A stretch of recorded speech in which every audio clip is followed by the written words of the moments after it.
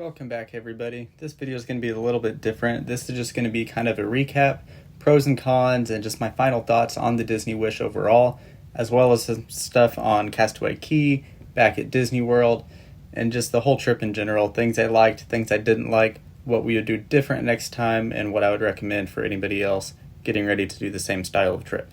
So, first up, the boarding process at Port Canaveral in Florida. Overall, this was easier than I expected. I thought it'd be a lot more chaotic and just a mess there trying to get onto the ship, but really it was very organized. It was really quick. By the time we got to Port Canaveral, I would say it was probably less than 30 minutes before we were on board the ship. Super easy to get checked in, tap your magic band or your key card, whatever you got, and then you just board the ship from there. No crazy long lines or anything like that. I'm sure it depends on your arrival time on how long you're waiting. But for us, wasn't bad at all. Got on pretty quick, nice and seamless. On that note, for the first day, we had a lot more time than I thought to explore the ship and just get ourselves oriented, especially while we were waiting for our rooms to get ready. We had to carry our backpacks and stuff, but that wasn't nearly as bad as I thought it would be. I think some of the kids swam and the rest of us just kind of walked around the ship and got oriented, learned where everything was before getting ready for dinner that night, which was Arendelle was our first dining rotation, so more on that later. So next up are staterooms. 3 of us had rooms next to each other. We were 10th floor aft. Location for those rooms was perfect. We were just 1 floor below the buffet deck, which was up on 11. That was Marceline Market. And then the pool deck is there on deck 11 as well, so it was super convenient for quick food and easy access to all the activities up there on the main deck.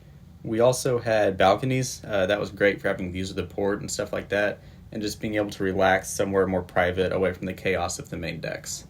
Alright, Magic Bands. So some of our party did try out the Magic Band Plus, or Disney Band Plus as they call it aboard the cruise line. Overall, I would say they're definitely more convenient than the key card. That's the key to the world card that they give everybody. Even if you have a Magic Band Plus, you still get a key to the world card, just in case. They were great for getting in your room and paying for stuff at the shops. However, they were a little bit of hassle at the bars, because anytime you ordered a drink, you would have to physically take it off and give it to the bartender to take it to the back to pay for your stuff, and then they would bring it back whenever you left the bar. Also, they of course have the lights and the haptics just like they do at Disney World or Disneyland. That's great, of course. However, for some reason, the effects from the Hyperspace Lounge would activate anytime you were remotely close to the lounge.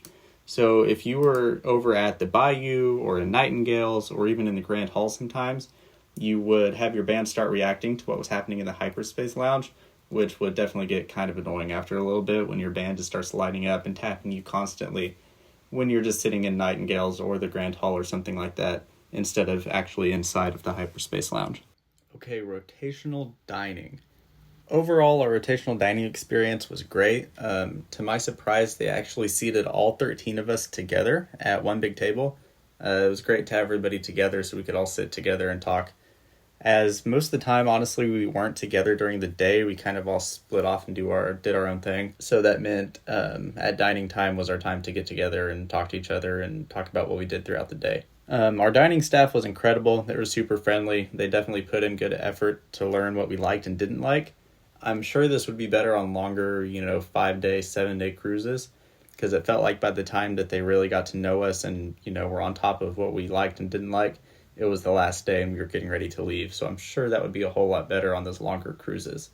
Let's get into the individual restaurants and what we thought about those. Okay, first up was Arendelle for us, World of Frozen. The performance was great. All of the cast members and everything were incredible. I believe all of them actually came around to every individual table to meet everybody, and they would take quick pictures if you wanted and stuff like that. So that was awesome. We had a really good view of the show from our table. We were kind of right in between the back glass and the stage, so we could see out the back of the ship, which was nice, and we could also see the stage. So for a party of 13 all at one table, I was really impressed with our view of the actual stage. The food there was good, not my favorite, but I had a sirloin that night, I believe. It was very good. Not my favorite of the 3 restaurants. I'm going to put it right in the middle in terms of food. Okay, next up, Worlds of Marvel. Believe it or not, in terms of food, this is actually my least favorite out of the 3. Wasn't bad food by any means, just nothing that jumped out to me. It was okay, not great though. Overall, to nobody's surprise, this is my favorite out of the 3 restaurants. The theming was incredible. The quantum cores on the table, those were great. Ours actually broke towards the end of the show, but all the rest on the table worked fine, so that was okay. The plates were really cool. More on that later. The show up on the screens was incredible. Definitely highlighted some characters that aren't super prominent in the MCU right now, so that's great. Captain Marvel, Captain America, Sam Wilson, Miss Marvel, of course. Great lineup for the Avengers team they had there. Great show overall. Really enjoyed it. However, food was definitely lacking in my opinion. Okay, last but not least, 1923. This was our one that we had duplicated, so we ate here twice. In my opinion, this restaurant was great. It was a great break between the shows at Arendelle and Marvel. They're obviously a lot more involved and high energy. This was a lot more relaxing and just a good break in between them. In terms of food, this was my favorite by far. Amazing food. Everything I had there was great. The filet was incredible. Definitely recommend. Lots of cool artwork up on the walls. Any type of Disney fan, whether you're a fan of the parks, the movies, no matter what generation, there's lots of stuff for everybody. Alice in Wonderland, Cinderella, the parks, Sleeping Beauty, there's everything there. So definitely be on the lookout at all the decor on the walls. Great overall. Really enjoyed it. Okay, next up, let's talk about the bars on board the Disney Wish. First up, the Hyperspace Lounge. This is my personal favorite. I really enjoyed it, spent a lot of time in there. I definitely prefer it to Oga's Cantina, which is the Star Wars bar in Galaxy's Edge at Disneyland and Disney World. Overall, the theming was incredible. The hyperspace jumping aspect was awesome, very unique. My only complaint, and this kind of applies to all the bars on board the Wish, is there's not a wide selection of non-alcoholic drinks. I understand it's a bar, it's not really what they're going for, but I definitely think that they should look into getting a larger variety of non-alcoholic drinks in these bars, just so more people can come and enjoy them, myself included. Next up for the bars and lounges is going to be the Rose. I didn't spend a lot of time in the Rose. I think we went up there twice, maybe 3 times. Very, very beautiful bar, super elegant and upscale. It felt kind of weird being in there just in casual wear, which is why we didn't stay long. I believe my mom got a drink, monkey spritzer maybe. I'll put a picture in here of it if I can find one. Great drinks, great views, very beautiful. Just know that it's a lot more upscale compared to the other bars, and you kind of feel like you should be in some nicer attire if you choose to go up there. Now, the other bars and lounges I didn't spend a lot of time in. The Bayou, right there next to the Hyperspace Lounge. I did go there for some trivia. Also had some beignets there. Great little area, super well themed. There's Keg and Compass just down the hall from the Bayou.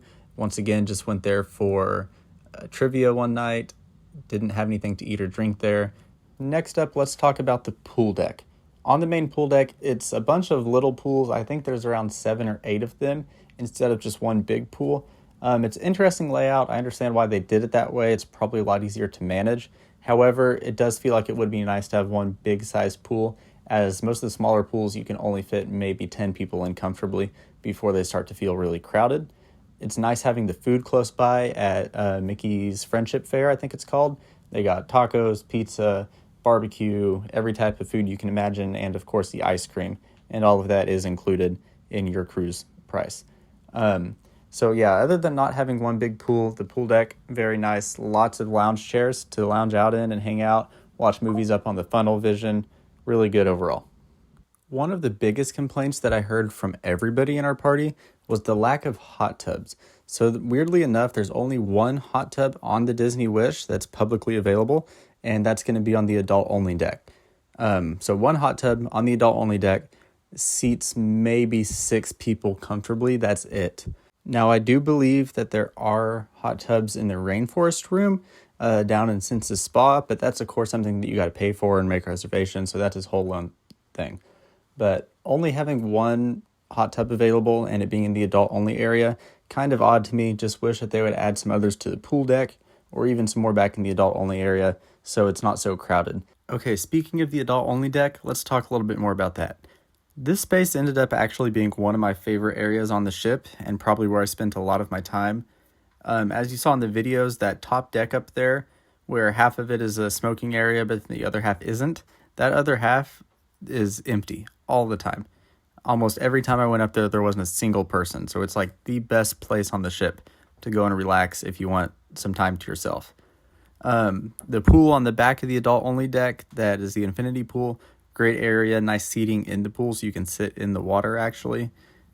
Overall, very good space. A lot more quiet and calm compared to the rest of the areas of the ship, of course. And they did a good job of, if they saw kids up there or anything like that, telling them that they had to, leave and go down, as the area is 18 plus, of course. Okay, let's switch gears again and talk about what just might be my favorite dining experience on the Wish, and that is, of course, Palo. We were originally planning to go for dinner on our disembarkation night, or embarkation night, and ended up canceling and moving it to brunch on our sea day. That was an amazing choice. The brunch there was incredible. Lots of different options. I myself had blueberry pancakes for my appetizer, and then chicken parmesan for my main course. It was amazing food, amazing service. Would definitely recommend, especially for that day at sea. It was perfect to wake up a little bit later, skip breakfast, go to that brunch there. One thing that I found interesting is they had a dedicated menu for water. I'll throw a clip in of it here. I believe there was like 20 different types of water. Some of them were outrageously priced. I don't remember the prices off the top of my head, but you can see them here. It was crazy. I've never seen a menu that big just for water. Okay, Castaway Cay. Of course, Disney's private island. They're in the Bahamas. We stopped there for a day. Overall, it was a beautiful island, lots of nice beaches, and just things to see around the island. Me personally, I would prefer to go and spend about half the day on the island and then come back to the ship for the rest of the day. That's kind of what we did. I wasn't there for a whole lot of time. I myself didn't do any excursions. The rest of the group did. They did the stingray diving and glass bottom boat tour. I just spent my time in the water, of course, and then we went and ate the lunch that they had there. Good food on Castaway, nothing special. It was just burgers and I think some fried chicken. I mean, like I said, good food, not as mind-blowing as the food on the ship, but still perfectly fine just for out there on the island. Definitely want to go check it out if it's your first time going, but I could definitely see myself choosing to stay on the ship most of the time if I was to go back there again. Disembarkation day. This was really the only time where I feel like there were some issues with the service on board, and I'm sure it was just, a mistake and they said something wrong. I mean, we all made it out okay, of course, but the night before we had called and asked somebody about what to do with our luggage because we were taking a shuttle from Port Canaveral back to Disney World, and we were told that we needed to leave our luggage outside of our room for them to take it down off the ship, and then we would just board or disembark the ship as soon as we could, as soon as they opened the doors. So that's what we did, and then we get down there, and they were like, oh, well, if you're doing that, you should have your luggage with you. If you're disembarking at any time, you need to keep your luggage with you. And so we ended up having to wait a little bit until our time was called to disembark.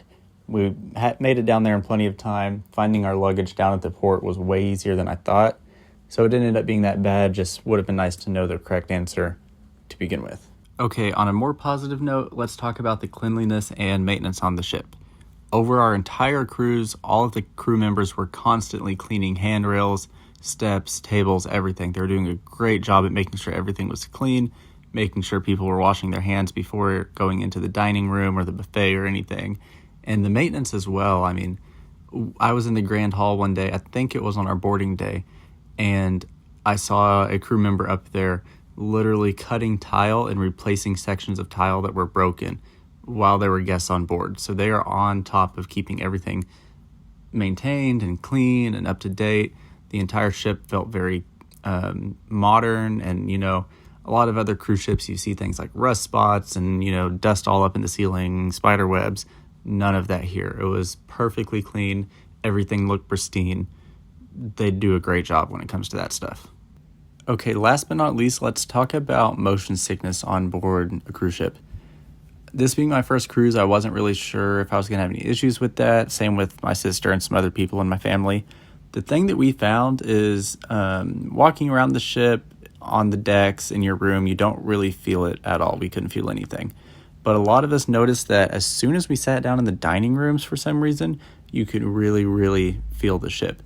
That was the only time where I started to feel a little bit sick. It wasn't anything major. I was perfectly fine, but I could definitely feel the ship moving in the dining room on all 4 nights of our dining rotation. But other than that, you couldn't really tell any time.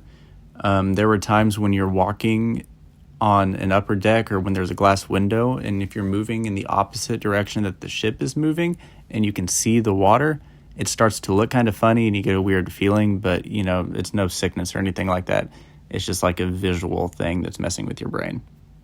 All right, and with that, I think that's going to be the end for this video. We went over a lot. There were a few things I didn't mention, as well as some stuff that happened at Disney World. We might touch on that later, not sure yet. But for now, that's going to be the end. I'm not sure if next Thursday there will be a video or not. We are preparing to go for D23. That Thursday is actually when we will be flying to California. Expect lots of videos from that. They're probably going to be coming out of order. I will throw a picture of our schedule on the screen here. It's going to be a busy one. We're going to be at the Parks panel. We're going to be at the Entertainment Showcase panel. We're going to be at Disneyland for D23 Day. We're going to have a lot going on, so be sure to check that out starting the next week. All right, we'll see you in D23.